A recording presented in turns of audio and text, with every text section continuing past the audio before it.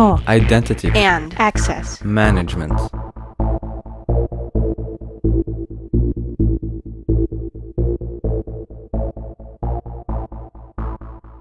Welcome to the Identity at the Center podcast. I'm Jeff, and that's Jim. Hey, Jim. Hey, Jeff. How's it going? I'm pretty good. And yourself? Good. I've got good and bad news, but it's the same news. So it's not going to be a HIPAA violation, I hope. It's not. I'm not going to talk about my health today, but it's so often when we record the podcast, it's a Thursday afternoon, and my landscapers show up right before we start recording. They did not show up this week, so that's good news. But it's also bad news because I'm not sure if I'm getting my yard mowed today, and my neighbors may not appreciate that. Yet another first world problem here in the land of Identity at the Center podcast. I hope people out there really feel the struggle that you're experiencing. Hey, I know how fortunate I am to have these first world problems. Absolutely. I got to tell you, I'm pretty excited for today's show because we have an awesome guest, and I don't want to wait too long to bring him on. We've got Phil Dunkelberger, who is the president and chief executive officer at Nok Nok Labs, and just want to welcome you to the show. Thanks for joining us, Phil. It's great to be here. I really appreciate the opportunity to chat with you folks today. Thanks for joining us. And I should also mention that we may be graced with an appearance by Peanut the cat, right? Maybe she might join us at some point here. So we'll see how that goes. Yeah, that will be an interesting interlude if she does. Probably the most interesting thing that'll happen on the show, maybe of all time. So I think most people would rather just hear dogs and cats at some point than going on and on about identity and access management. But that's what we're going to talk about today is identity and access management, because that's what we do. But before we get to that, I was looking through kind of your background on LinkedIn and some of the conversations that that we've had prior to clicking the record button, and there is a line item there that really sparked interest for Jim and I that we kind of got into a conversation ahead of time, is around your conservation efforts and the work that you do with the Game Rangers Association of Africa, which sounds amazing. And I'd love it if you could just kind of explain what that is, to the audience here, and we can kind of go from there. Yeah, I appreciate that. It's a thing that I, on business trip down there, went on safari. And most of the people that think of Africa and think of going on safari get really excited about seeing the animals. And you don't really realize, kind of like going to Disneyland, what goes on behind the scenes and what it really takes and the effect that those efforts have. And the animals are one part of an ecosystem that includes the local people, their culture, how they've grown up over centuries of dealing with animals in their midst. And it's really an interesting piece that the Game Rangers are kind of the last guys standing. And we're on a project right now that we call the Soul of a Ranger. And what does it take to really be a protector of ecosystems in the African continent in this day and age with all of the upheaval and things going on? And I've been really privileged to learn not only about the work they do, and they're really the last guys standing on the wall and gals standing on the wall that keep the ecosystems going. And there's a ton of good work, and if people are interested, they can go, and I'll be glad to supply you guys for your site and your podcast with some information. But it's really worthwhile work because they create jobs, they help the local community, they help build schools. They do a lot more than just do what we, in at least North America, look at our Rangers as. They're not just a policing function. So thank you for that. And I've really been privileged to be a part of it. That's fantastic. And definitely, we'll put links to, how you can get more information around that into the show notes so people can kind of check that out. And I know that's something that you've been passionate on. It's fantastic. I think, speaking on behalf of Jim and I, we're happy to help promote it and, try to get interest out there and help drive awareness towards it because it's important stuff.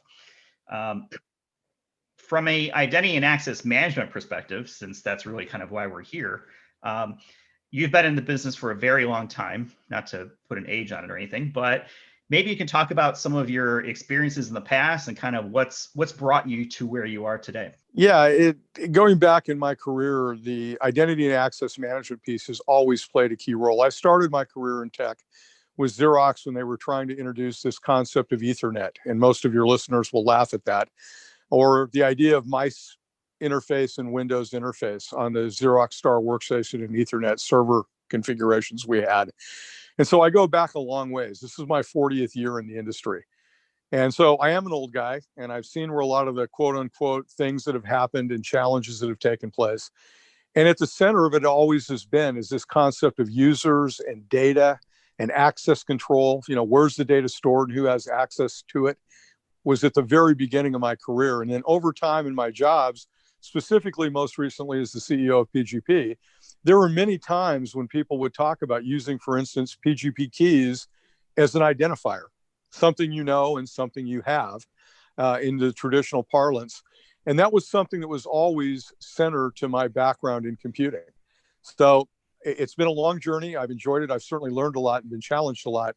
But identity, who you are, what you have, and what you have access to has always been a critical part of my background. Yeah, Phil, it sounds like, you've been kind of, what I took from that was, very early on the multi-factor authentication side, something you have is something really cool. And I know you were involved in the very early days of FIDO2, PGP and FIDO2.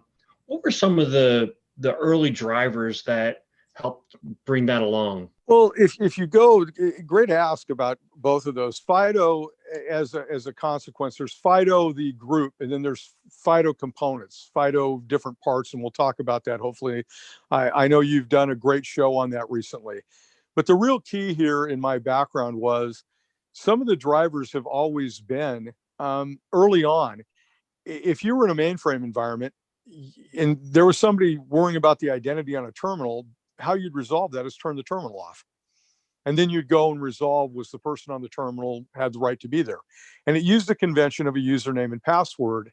And on the back end, very much like today, a set of signals that people would look at to say, is this really the right user of that terminal?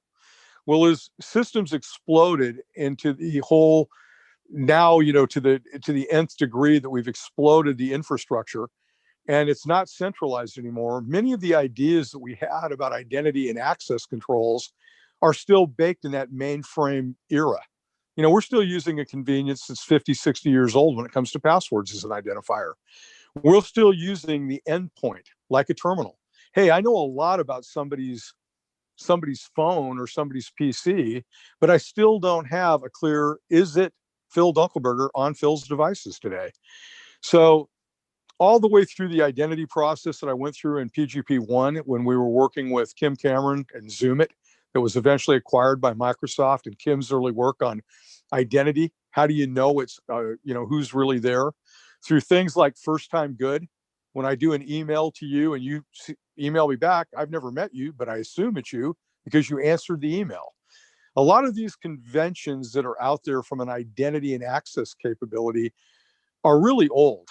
And they're really, really, I think, stopping us from advancing some of the really neat things we can do if we think differently about identity and access management going forward. Yeah, passwordless authentication is kind of like the hot thing right now, right? Where I think organizations are trying to get onto that train somehow. And I think it's going to be a little while still before it becomes something more prevalent.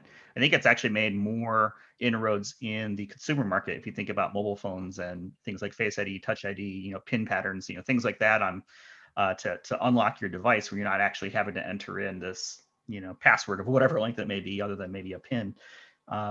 Why should people care about that type of approach when it comes to, let's say the enterprise use cases and the work that has been done to enable technology through standards like FIDO2 and set the business up for success when it comes to putting that in place? Well, you're back to your point about why should people care. So if you look at the evolution and even the comments you just made about consumer use versus enterprise use versus partner portals. Okay, those are three pretty well-known things out there to your audience.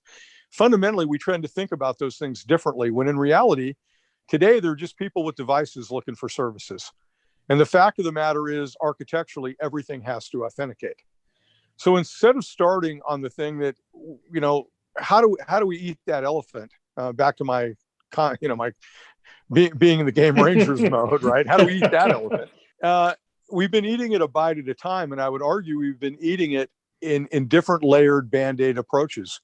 the whole idea of what we tried to do with identity and access management when it is regarding to FIDO is starting with everything has to authenticate. But today we really stopped that convenience or that conveyance out to users as who they are when we don't really know who they are. We just know mainly who their devices are. And then through a lot of algorithms and signal processing on the back end, we try to establish identity. And that is really how consumers work. Whereas inside a firewall, where I can control if that perimeter even exists, we could argue that for hours. Inside a firewall with my employees, I've got a much better handle on them. At least I did when they worked in a building that I could do location work as an algorithmic aspect, or what kind of device, because I had an approved set of devices that could come on and off my network. I don't have that control in a partner environment nor in a consumer environment. And yet today with COVID, one of the leading CIOs in America just said, we're probably going to start having to treat all of our employees and everybody else as customers or as people with devices looking for services. And that's really, I think, the think differently about it, because in trying to segment those populations, we have built a lot of artificial things and a lot of walled gardens that then have to be torn down and rebuilt every time we want to advance the ball down the field. Yeah, Phil, sorry for laughing while you're talking. I saw the irony in you using the eat the elephant analogy, given your conservation background, but fantastic. One thing that I wanted to ask was, I know you're working with organizations globally with your passwordless authentication solutions. And, to me, kind of what jumps out with passwordless is an obvious ROI that you can move the ball forward from a security standpoint and at the same time improve the user experience. And we always kind of think of, as we up security, we lower the user experience and vice versa. At least that's kind of the paradigm that I think we've all kind of grown up believing. But I think passwordless is actually an opportunity to move the ball forward on both fronts. What I see a lot, though, is that, you eventually got to convince the person who controls the purse strings in terms of making an investment, spending some money on a security initiative.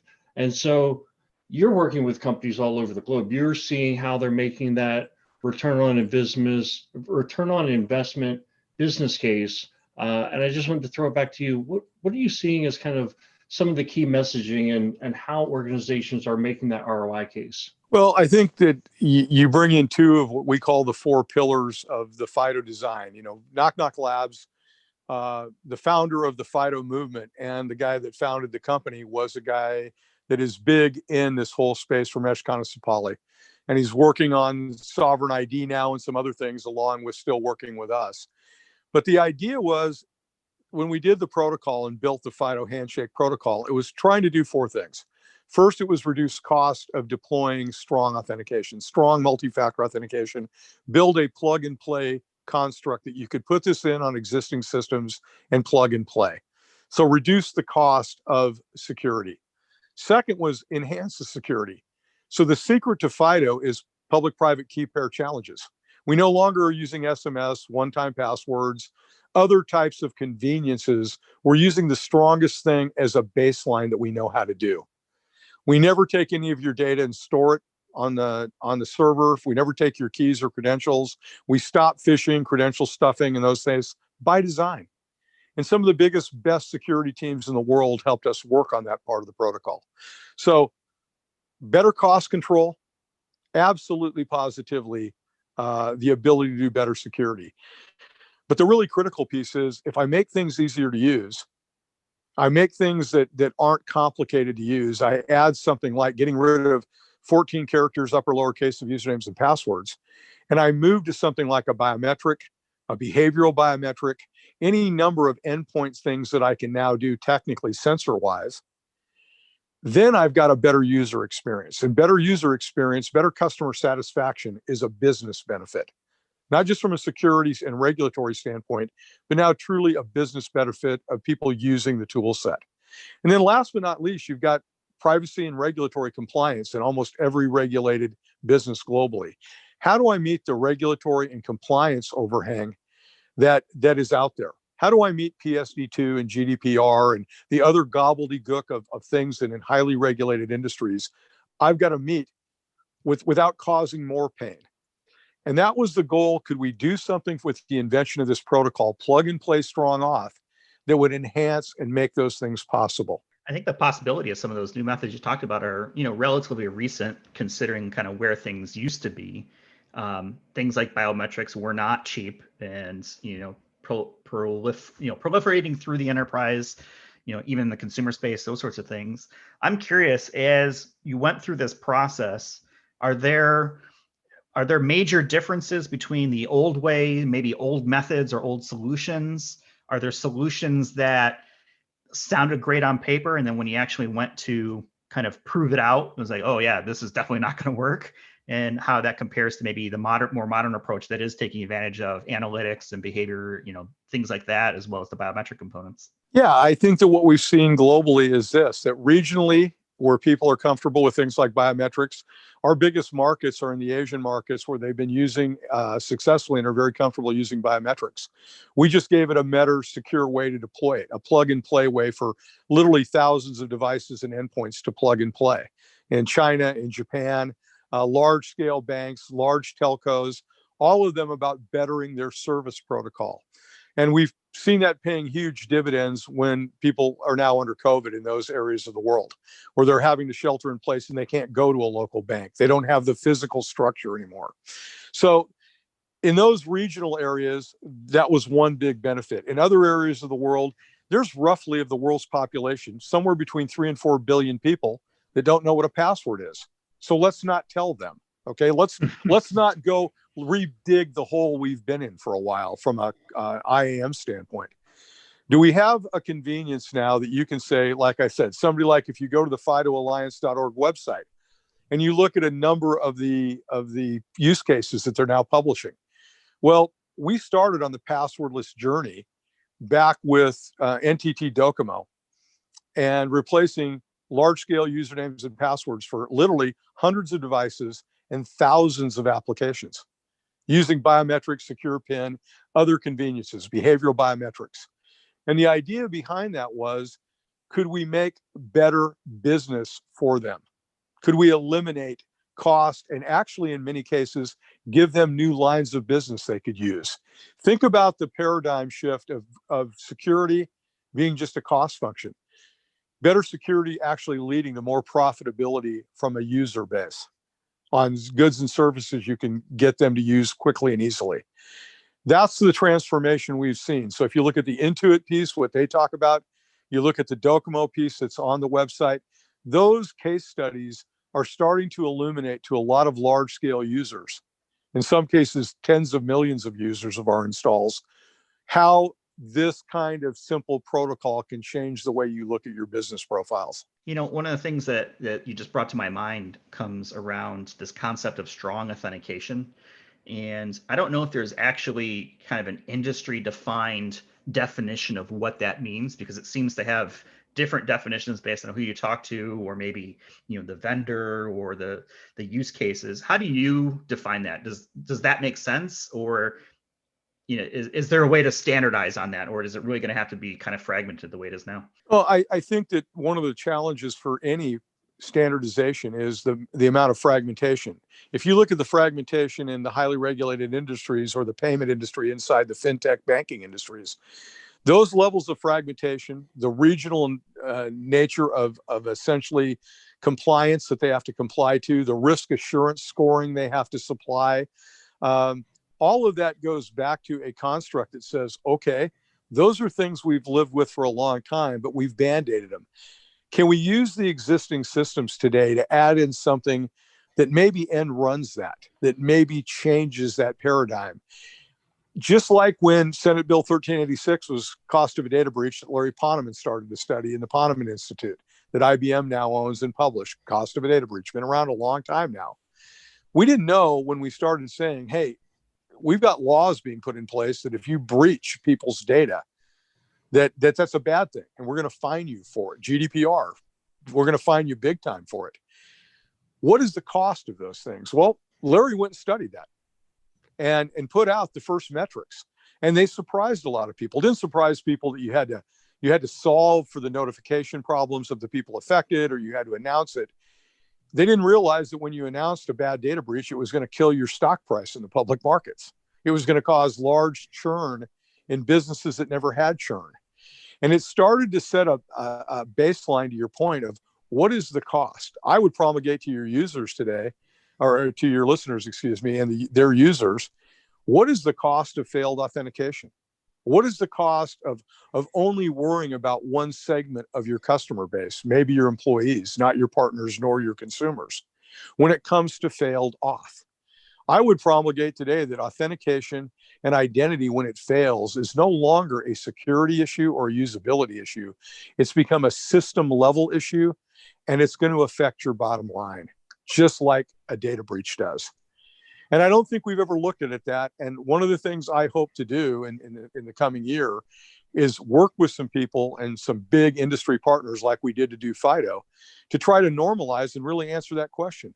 What is failed authentication? What is failed identity costing you when it doesn't work? Hey, Phil, I think I'm going to borrow one of your quotes that you said. There are 3 to 4 billion people who don't know what a password is. Let's not tell them. I love that. It kind of leads me to the follow-up that there are many more devices that will come online. Let's not tell them what a password is. So kind of that whole idea around the Internet of Things and identity of things. Shifting gears, you spent your career improving the way we authenticate the systems, but now there are machines authenticating. What are some of the challenges with this paradigm, and maybe some real world use cases that you've been working on? Yeah, I think that those paradigm shifts are really reflecting how we want the real world to continue to work. So things that computers are good at is automating things. How do we do a better job of automation? And there's a number of those that we've worked on. Some of them like a shop floor where you're wearing gloves, you're wearing a mask, you're wearing a vest. How do we make maybe the vest be your identifier so it opens doors for you? It can turn on and off equipment when you're near it from a location standpoint. How we authenticate and identify you as a real user. So maybe you entered the building, put on the vest and your phone in your pocket, talk to each other and say, hey, it's Phil Dunkelberger, and Phil has these authority to do these things on the shop floor. And after that, I never have to key anything into a device or a machine controller. It does it automatically for me. Those are some of the simple things we've already built and done using the idea of IoT, machine to machine auth. In fact, our whole build at Nok Nok was about looking at scale, because when you're talking about authentication, you tend not to talk about it in terms of scale, yet it's all about scale. And that's where we started, because today machine to machine auth is what machines do. How can we enhance that for better usability? Let's look at a thing like driverless vehicles, right? How do I authenticate that the driver or the operator in the NOC controlling the vehicle is really who they say they are? And that's what I call the overlap of man and machine that we're always going to have. So we've introduced a bunch of things from our technology stack standpoint in a recent announcement we had that talks about what do you do with the human terminal interfaces in IoT? Because let's say you've got the right person operating the car out in the street and it's got a load of passengers in it and it's driverless and it gets a flat tire. Well, is the convenience going to be the guy in the car goes in the back and changes his or her own tire? Probably not. Probably a service person is going to come up and fix that for you. Back to man to machine, IoT, now having broken, some human's going to have to intervene in the break. But we also want to know from a security and IAM standpoint that security person that is fixing that vehicle or tampering with it at all is an authorized service person, because the liability in this new idea is huge and the risk is big. So you're going to want the signaling coming from that remote capability, that remote car, that remote user, that remote fixer. You're going to want strong authentication because you got big risk if it's not. Repairs are bad, faulty, they do something untoward to that device. So different way of looking at auth and IAM, but I see IAM and identity as being the linchpin of the future of both. IoT, and then the cool kinds of applications you're going to be able to build around those things. Yeah, I think there's definitely some interesting applications that are coming out of that. And it brings me to think about what Google is doing with their Project Jacquard, which is, basically IoT clothes. So when you were talking about the vest and, you put it on, it knows who you are, what are the other things that it can do? I think they just put out a backpack with, in partnership in Samsonite, where there's like a touch panel on one of the shoulder straps that you swipe it in different directions and it's, pairs up with your phone immediately and does different things, changes the music or, does whatever.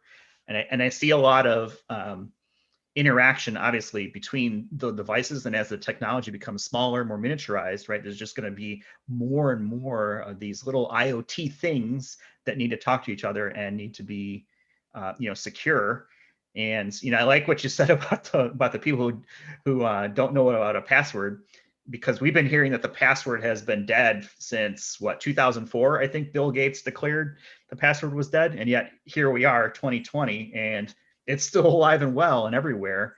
What do you see as far as truly, the password dying? Are we still several years out, which is kind of where I think it personally is, or are we closer than that? No, I think that it's several years out regionally. I think we're seeing big strides in places that are comfortable using things like biometrics. We've seen usability in the banks that we've put it in, usability in the telcos we put it in, usability in the insurance persons, all cadres of business that are using it, the medical groups that are now using it. All of these things are readily adoptable if there is value. I would say to all of my friends, we've been doing passwordless, frictionless, eliminating account takeover, credential stuffing, phishing. We've been doing that for more than 5 years with the protocol and our architecture. And we had a leg up because we wrote the protocol. So we did cool things with it. But like everything, you find your customers are far more inventive than you ever are when you give them something new in their environment. And I see different industries moving at different speeds, but the real key is going to be the so what. You alleged earlier that, hey, the security teams, the IAM teams, the risk assurance teams come to the rest of the business people around the table and the business teams and have to sell why they should, put it in, why they should change. We've seen that in spades, what I call the people around the table and the door they enter through, what their perspective is. And what I'm seeing is, so you got passwordless, frictionless, so what? The real key is going to be for adoption and removal of things that work. Usernames and passwords are a pain, but they work and people know how to use them. And we have help desks resets and everything all set up around them.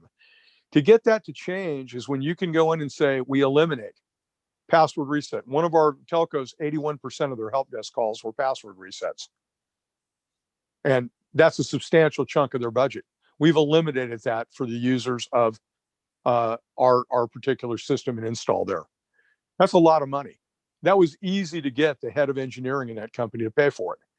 I think we need, back to your point, a standard way of measuring it.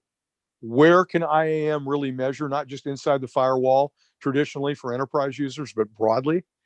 Where can we use existing systems today and upgrade them?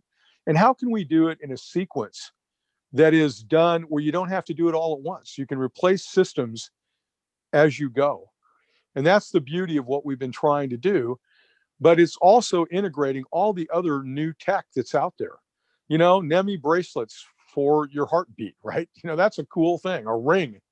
You've got iVein and things that are better than just scanning the eye for false positives in this area. How do we onboard people with things like Jumio and Onfido? And, these are really good ideas of blending these things and making the automation of auth across systems a system level solve, not just an auth or an identity solve. And how do we do it without customizing the hell out of it? So we spend more time on services than we do on just plopping a product in and making it work as a solution. How far is too far when it comes to biometrics, right? There's a lot of different options you just mentioned. And, I think people may get concerned with, can this, how much of my biometric data is out there? Can it be manipulated? Is there a possibility to reuse it through deep fakes, which is kind of like the thing right now, right? Um, what would you tell people that had these opportunities to potentially go passwordless, no password, whatever we want to take it, but it's going to require some sacrifice of either personal data, biometric data, those sorts of things? And how do we assure people that their data is being kept secure and not being misused? Well, I think you've touched on like 500 different things there with that question, starting with the ethical use of people's identities and what they can do with them. What does it do? What does a sovereign identity really mean to people? That it's really yours and you control it, which we don't control our identities today on almost anything we do. My device level stuff is mapped by everybody. That's how they feed me information, et cetera. So, what is identity and what is it and it's today and what can be used? Biometrics can be one part of the solution. One of the things about what the key to FIDO is FIDO doesn't store your biometrics or your templates. It creates based on your swiping, touching, selfies, voice. It creates essentially a public-private key pair. Public key pair on the server side, private key pair on your device. And you build key rings as you surf the web, essentially. It's the old parlance of encryption. But it's based on strong encryption and challenges. It's based on a back off that if it doesn't like the signal it's getting from that encryption pair, you can reset it by reswiping your finger. You can challenge it out of band. You can device bless by two different devices that you have. It gives you flexibility. Now, like anything else, I would argue that we've looked at this thing through the wrong lens for a long time, back to thinking differently. What you want is the strongest signals you can get from a device and a human, or device to device, to make a business call on, right? To let your authorizations go into play. The really interesting piece on that is if we change the paradigm to risk assurance and really focus on assurance signals, not risk signals that we're getting, noise in the machine, we have a much better chance of, when we go into a zoo, we know where all the animals are. They're all labeled. It's nice to see them. We're pretty safe. You go into the jungle, you don't know, back to my conservation days, you don't know what's around the next bend. And that's kind of what we're dealing with in this area of COVID. I don't have a building to go to anymore where I've got all kinds of protections built in to my algorithm. I'm at home. I'm working on stuff that wasn't designed to be enterprise class anymore. And you look at that and you say, then we've got to build conveniences that fit that model at scale too. So zoo versus the jungle. How do we know we're going to be safe in the jungle? Just like I am at home using these devices and things, goes right back to that core question. What is it you're willing to risk to do better business differently in this new age versus protecting or being under the European Banking Authority or BITS or any of the things in the United States or the NIST recommendations? What are you going to be able to do to thread that needle to better where we are today versus sticking with 50-year-old technologies? Hey, Phil, you've been super generous with your time today, and I'd like to maybe shift the conversation a little bit away from the IAM piece and talk a little bit about what it is that makes up the special recipe of Phil Dunkelberger, and what are you doing to sort of sharpen the saw, as I like to put it, to be a better professional, technology leader. You're a CEO, a leader of people. You're an entrepreneur, a board member, and as a human, what are the things that you're doing that you might recommend to the next generation of leaders? It's an interesting question. At my late age in my career of a 40-year career in tech, and I go back to the basics. I go back to one of my heroes in life was John Wooden, the great coach at UCLA that coached basketball.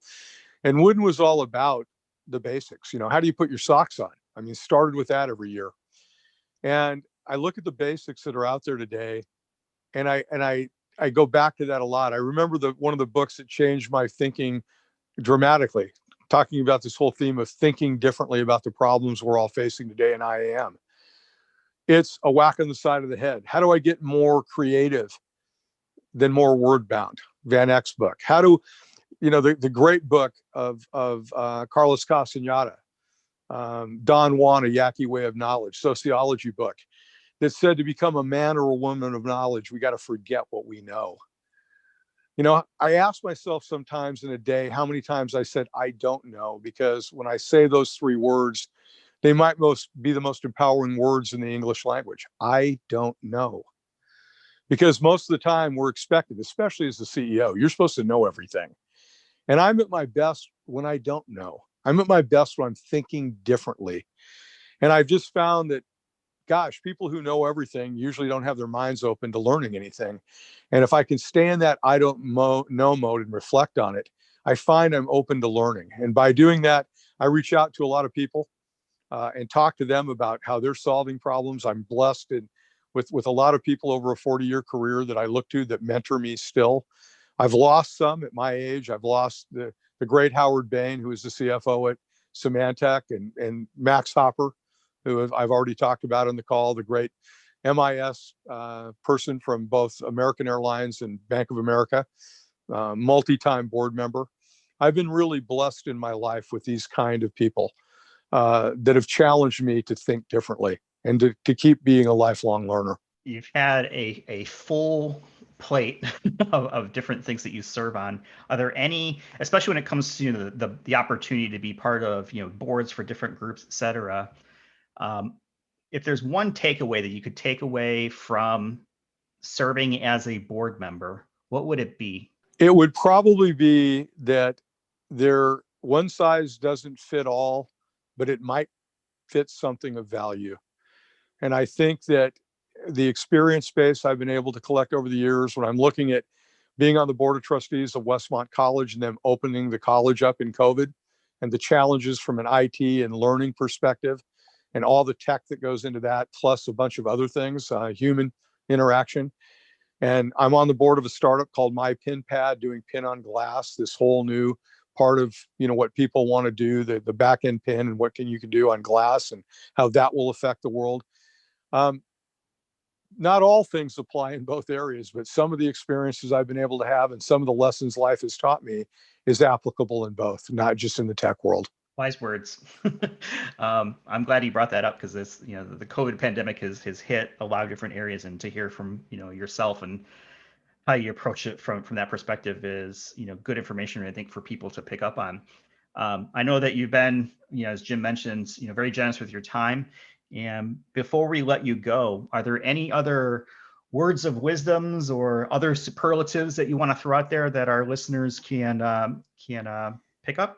I think for the practitioners out there, more and more people are going to be having to do things differently. It's one of the things that we've learned, that we weren't really set up to be a mobile remote workforce, both locally and globally. Whole industries are being dynamically changed before us. Some will be able to return it somewhat, but they're going to depend on people who are really looking at those issues and not settling for the conveniences we've had. I was on a podcast recently where a good friend of mine asked me, he said, you know, Dunk, a lot of the security people, a lot of the people in identity, a lot of people in cloud, a lot of people looking at IoT and Bitcoin, you know, conveniences and things that are coming, new currencies. He said, what do you think? And I said, this disintermediation, as Max Hopper taught me on my board, is really an opportunity to move things forward. And if you think back even 20 years, as we were reminiscing earlier, you know, 10 years ago, wireless, you had to go get a dongle and plug it into your laptop. You know, that wireless wasn't everywhere. And now with 5G, it changes that paradigm again. You know, 5G lives up to its promise, which I've seen it in places that have done it right. You're going to be able to get, you know, what we consider Wi-Fi speed walking around with your phone. How does that change the application space? How does that create new business opportunities for you? And I would say that right now I see the world driving 90 miles an hour, looking out a rear view mirror. It's one of my favorite images in my head. And to the practitioners on the phone, you guys have led a lot of the changes, and you've done a magnificent job. And you work in an area where you can be right 1,000 times and wrong only once, and then get nailed for being wrong 1 time out of 1,001. And I would say to you that what got us here was taking some risk and convincing the people to go along. learning to talk in business terms and getting the people in the business to see what we're doing can really change. And as one of my guys said at one of the largest banks, top 10 bank in the world, said to me, 50% of my customers will never enter a bank branch in the coming 5 years. Half of all of my customers will never again cross the threshold of one of my branches, because banking without walls is really going to be the future. Wow. There's an industry that's changing. Digital transformation. It's changing, and the leadership in many cases is going to be identity and access will be part of the new perimeter. And I praise you guys for what you're doing and trying to bring this message to people. And I hope the people that listen today find some value in thinking differently going forward about it as fast as they can. Thanks, Phil. I really appreciate that. And before we close out here, Jim, are there any final things you want to toss out there for the group? Yeah, I mean, we always, Jeff, make the offer to our listeners to connect to us on LinkedIn. Anyone who's listening who's interested in networking with Jeff or I, please send a LinkedIn connection. Phil, are you also open to networking with folks in the industry? And what is the best way for people to go about linking up with you? Yeah, LinkedIn is a great platform. I look at the request always. I try to, at least. I think we're all busy and inundated, but if people out there want to know more about what we're doing or what I've been doing, I'm always open to that. Through the company website, people can get a hold of me at, dunk at nok.com. That's my email address. If they want to know more about FIDO, go to the FIDOalliance.org as a protocol. I encourage everybody to learn more about that, as it's being put in every browser and will be widely available at an endpoint at a browser new year in 21. And the last piece is just if I can be helpful in the future to people through you guys let me know, and I'll be glad to pitch in where I can. Well, we certainly love to have you back at any point, even if it's just a conversation around, the topic of conservation and trying to help out there. It's a shame we didn't record that part. We were just kind of getting it recited because it was really fascinating, but maybe we'll save that for another time. And we'll definitely have links to a whole bunch of different stuff in the show notes for this. So definitely want to check that out. We'll have a link to Phil on LinkedIn. We'll have a link to Nok Nok. They've also got a good blog they've put together, especially around with October being Information Security Awareness Month. And trying to think what else, FIDO Alliance and Game Rangers Association of Africa. So really a smorgasbord of different things that people can check out through the show notes. Phil, thanks so much for joining us. Jim, another great one. You can see why I was so pumped to have this conversation today. I have no idea what we're going to call this episode because we're kind of like all over the place. So we'll have to figure that out. Phil, any ideas on kind of what we should call this episode from a title? Yeah, I probably, as we talk through this, gentlemen, it's been a privilege to be here. And what I would say to that is the title should probably be something about, something along the lines of identity and access management, wither its future. I think that sounds good. And maybe next time we'll be able to get Peanut to speak up and give her thoughts on the state of authentication in the world. So with that, we're going to go ahead and close it out for this episode. And appreciate it, Phil. Appreciate it, Jim. Appreciate it, everyone who's listening. And we'll talk with everyone in the next one.